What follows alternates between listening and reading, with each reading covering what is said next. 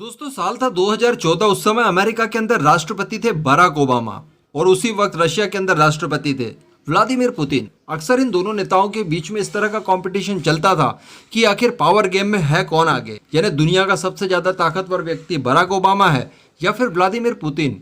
दोस्तों अमेरिका का राष्ट्रपति होने की वजह से बराक ओबामा को काफी हद तक रियायतें इस मामले रहती थी, लेकिन वही रशिया के साथ ऐसा नहीं था, इसलिए व्लादिमीर पुतिन भी नंबर 2 की श्रेणी में आया करते थे। लेकिन फिर मामला आया क्रीमिया वाला, और क्रीमिया को जिस तरह से रशिया की सेना ने कब्जाया, उसके बाद पूरी दुनिया इस बात को मानने के लिए तैयार हो गई और मजबूर हो गई कि इस दुनिया के अंदर अगर सबसे ज्यादा ताकतवर व्यक्ति कोई है तो वो व्लादिमीर पुतिन है, न कि बराक ओबामा। जी हाँ दोस्तों, इस बात को लेकर पूरे कार्यकाल के दौरान बराक ओबामा को मलल रहा था। और ठीक उसी समय आप गुरु बोल दीजिए या चेला बोल दीजिए, जो बाइडेन थे उपराष्ट्रपति। ओबामा की इस हार को वो भी कहीं ना कहीं एक्सपीरियंस कर रहे थे। उसके बाद फिर राष्ट्रपति बनते हैं डोनाल्ड ट्रंप। इन्हें ना तो हार की कोई परवाह थी, ना ही जीत की कोई उम्मीद थी, इसलिए इन्हें पावर गेम से कोई लेना देना नहीं था। इनके दो ही टारगेट थे, चाइना और ईरान। उन दोनों को अच्छा खासा निपटाया भी इन्होंने कभी भी पुतिन के साथ कोई कंपटीशन नहीं रखा, बल्कि काफ़ी फ्रेंडली नेचर रखा, जिस वजह से रशिया और अमेरिका की रिलेशनशिप काफ़ी हद तक सुधरे भी थे डोनाल्ड ट्रंप के कार्यकाल के दौरान।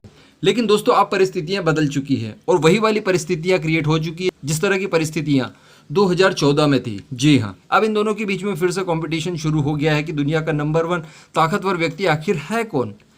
अब दोस्तों आप तो जानते हैं कि आज है 16 जून और आज ही व्लादिमीर पुतिन और जो बाइडेन की मीटिंग होने वाली है जिनेवा के अंदर।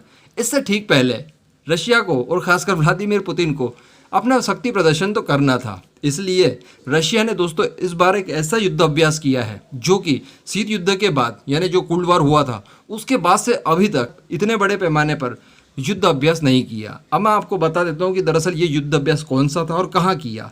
दोस्तों प्रशांत महासागर के अंदर रूसी नौसेना ने बहुत ही खतरनाक बड़े लेवल पर युद्ध अभ्यास को अंजाम दिया, जिसमें सबमरीन्स तक को डुबो देने के लिए इन्होंने युद्ध अभ्यास किया। दोस्तों ये बड़ी बात नहीं है, बड़ी बात ये है कि किसी भी सबमरीन को डुबो देने के युद्ध अभ्यास के लिए कुल 20 जंगी जहाज, सबमरीन्स, फाइटर जेट और मदद के लिए अनगिनत जहाज भी तैनात थे। उसके बाद इस तरह का युद्ध अभ्यास किया गया, जो कि अपने आप में बहुत खतरनाक था। इस तरह का युद्ध अभ्यास सोवियत यूनियन किया करता था कोल्ड वॉर के दौरान।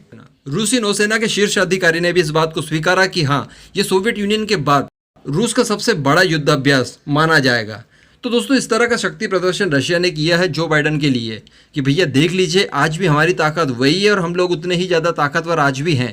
और दोस्तों इस तरह का शक्ति प्रदर्शन थोड़ा सा ज़रूरी भी था, क्योंकि रशिया को बहुत ज़्यादा कमज़ोर समझने लगा था जो बाइडेन। इस वजह से बुढ़ाऊ को आपने देखा होगा कि बहुत सारी धमकियाँ भी दे रहे थे, किलर विलर और न जाने किस तरह के शब्दों का इस्तेमाल कर रहे थे वो पुतिन के लिए। तो इन सबसे निपटने के लिए रशिया ने इस तरह की चाल चली। अब देखने वाली बात यह रहेगी कि क्या जब दोनों की मीटिंग होगी तो इस बात का कोई प्रभाव जो बाइडेन के ऊपर व्लादिमीर पुतिन डाल पाएंगे या फिर नहीं। इन सबको नज़रअंदाज कर देंगे जो बाइडेन। आपका क्या मानना है इस मुद्दे के ऊपर नीचे कमेंट करके ज़रूर बताइएगा।